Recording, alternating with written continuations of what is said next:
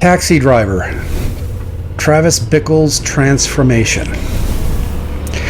As I grew up in the time Travis Bickle was becoming an illustration, a public male figure, a meme of "you talking to me," I have learned throughout the years how much more significant this Paul Schrader written script is to our society.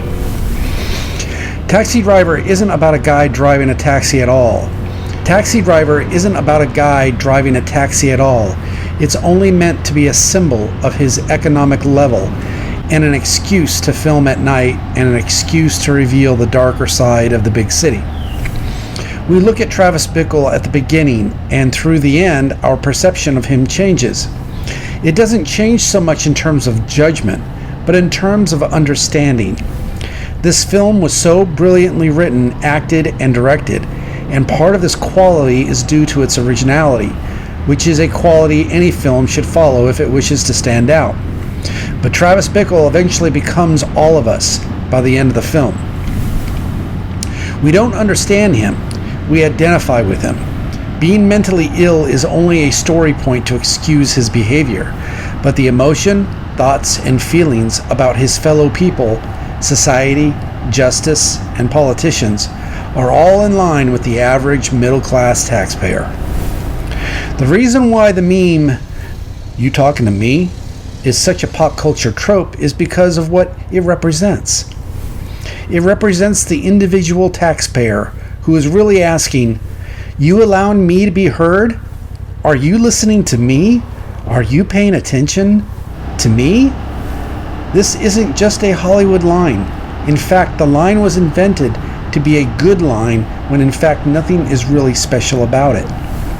What does it represent? Asking someone if you are the one they are speaking to. Why is that such an important visual question in the state of this storyline where most people are judging Travis instead of watching him? Could you turn the question around and refer to it as his desire, his mental or conscious desire to be spoken to? If so, why does Travis wish to be spoken to? He wants to be heard. What does Travis Bickle want to talk about exactly? He wishes to talk about everything the middle class is concerned about. Crime, the decay of the city, jobs, balancing the budget, knowing we are headed in the right direction. Come on, Travis Bickle is just plain crazy. Is he? What I've learned over my many years of studying human behavior is how easy it is to turn someone's mind. The best way to turn someone's mind by description is the word we often use but do not define enough, and that's disillusionment. Disillusionment is the core of our existence because it's the word that defines the difference between our expectations and reality. What Travis understands within his mental illness is his expectations were never going to be met in being an honest American male who could attract a woman his age, because he came to grips with the idea that society had already rigged his life against him at birth.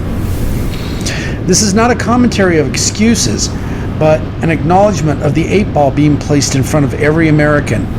This is, in fact, a part of life, and that is to be acknowledged as well. But those who can and will manipulate the system know just how far to push the 8-ball to make it almost impossible for the average American to find their way around it. Most Americans take safe government jobs to get around it. I've seen it, and I know what it does to them.